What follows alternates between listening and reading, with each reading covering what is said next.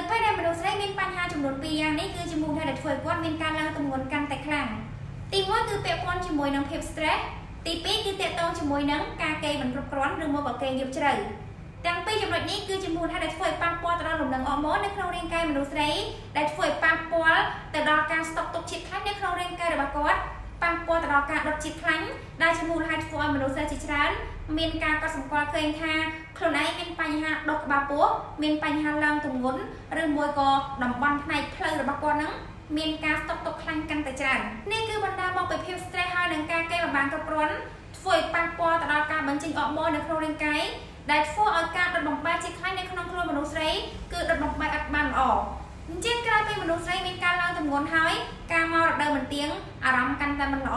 stress កាន់តែខ្លាំងជាពិសេសបងប្អូនស្ត្រីដែលគាត់ខំធ្វើការបង្អត់អាហារកាន់តែខ្លាំងគាត់នៅតែពិបាកក្នុងការស្រកគឺបណ្ដាលមកពីគាត់មានបញ្ហា stress បូកបន្ថែមជាមួយនឹងការគេងមិនបានគ្រប់គ្រាន់ឬមួយក៏ការគេងយប់ជ្រៅពេកដូច្នេះបើសិនជាបងប្អូនស្ត្រីកំពុងតែជួបនឹងបញ្ហាបែបហ្នឹង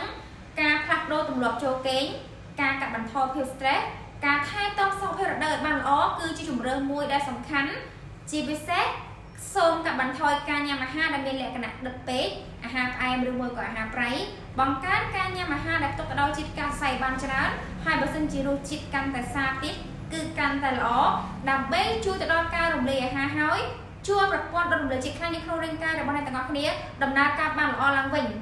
ជាពិសេសខ្ញុំក៏ចង់បង្ហាញនៅវីតាមីន B ប្រភេទទៅកាន់បងប្អូនស្ត្រីដែលកំពុងតែមានបញ្ហាបែបហ្នឹងគឺអាចញ៉ាំជាមួយនឹង Nutrition Yumi ដើម្បីសម្រួលអរម៉ូនជំនួយទៅដល់ការមករដូវ